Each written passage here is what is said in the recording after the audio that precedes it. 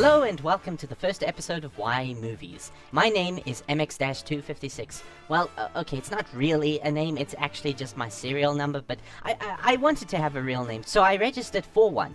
Although I had to retain the first two letters of my serial number, because technically I'm still part of the MX line of robots. So now my name is MX-, but you can call me Dash. But let's get this episode started already. So, what is it about? Traditional animation versus computer animation. Some of you might be thinking, oh, you mean 2D animation versus 3D animation? Incorrect. This is a mindset that needs to be debunked. Calling traditional animation 2D animation is just a reference to the technique of how these films are made rather than the intended end result. Outside of this method of animation, calling it 2D is not only insulting to the art form by implying that it is incapable of imitating 3D space, but it also unjustly puts computer animation on the pedestal of it being the only form of animation that can create this illusion. Yes, you heard me right. Computer animation is just the illusion of 3D, because it too needs to be projected on a flat 2D screen. Oh, and by the way, we won't be talking about stereoscopic 3D. That's a completely different topic that we may discuss in a later episode, but not this one. So why do people call these two mediums 2D and 3D animation in general? Well, it's not that computer animation or CGI does better 3D, instead it can do a more convincing 3D. By including other real-life aspects, such as more realistic textures and more realistic lighting, as opposed to the singular colored elements and cell shading. So, the thing that people have mistaken 3D with is actually photorealism. Another reason why people might think that CGI is more capable than traditional animation when it comes to giving the illusion of 3D is because it is actually easier to create 3D imagery on a computer than on paper.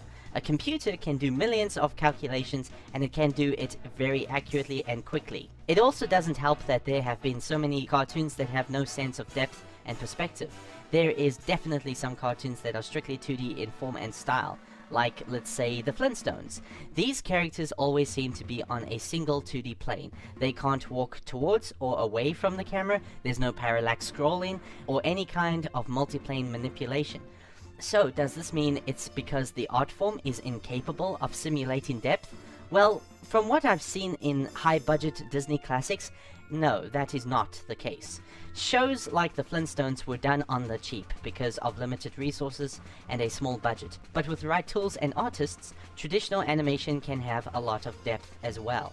In short, traditional animation is not inferior when compared to CGI. It's just a different art form with a different visual style. It really annoys me when people say that traditional animation is now obsolete now that we have CGI.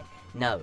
Traditional animation was never an inferior version of CGI any more than Picasso's work is inferior to Michelangelo. Picasso does things that are unrealistic because that's the look he wanted in the first place.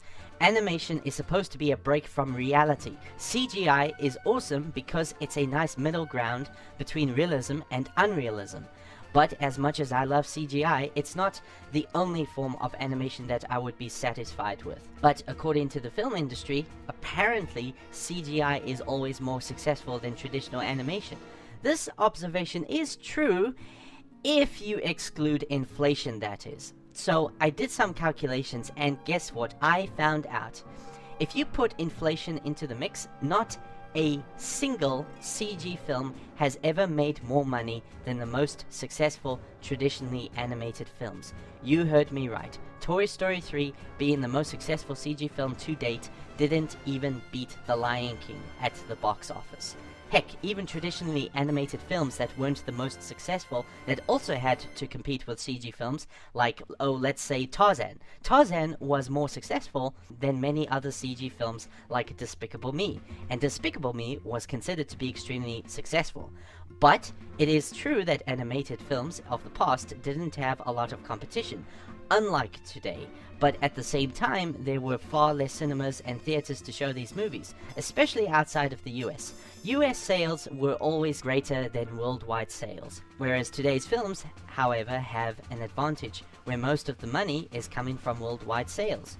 I can go on and on about all the nitty-gritty stuff, but what I'm trying to say is companies like Disney do not have an excuse to not make traditionally animated films anymore. There's just as much of a chance for a CG film to fail. But the total box office sales isn't the only important factor. Although films like Tangled made a lot of money, that doesn't really mean much if the production budget is ridiculously high. In other words, in terms of ratio of budget and profit, The Princess and the Frog is the second most profitable animated film released by Disney in the last 10 years. I should also mention that traditionally animated films are becoming faster, easier and cheaper to make thanks to improved technology and equipment. But instead of training new animators to animate on this new equipment, the entire art form is being abandoned. So why are companies like Disney abandoning it? Well, there's actually a lot of reasons. Number one, in many cases, traditionally animated films have limited themselves to a single genre. As a result, people would flock to the CGI movies because they offered something different from the usual musicals that were so commonly based on fairy tales, history, or legend. Number two, computer animation was a novelty that attracted so many people because it was something that was very different and also quite dazzling to look at. Thus, box office sales for hand-drawn stuff went down. But CG is exactly that. It was a novelty. I hate to say it, but this is also why Snow White and the Seven Dwarfs was so crazy successful. It too was a novelty. But that novelty has worn off for both of these mediums, and the only thing that will make a film successful is in its story and characters. And finally, number three. Quality of traditionally animated films has gone down during this novelty of CGI. I mean, they were still somewhat successful movies, but there were a few that bombed. As a result, the general public and even Disney itself has stated that nobody wants to see hand-drawn stuff anymore. No, this is false.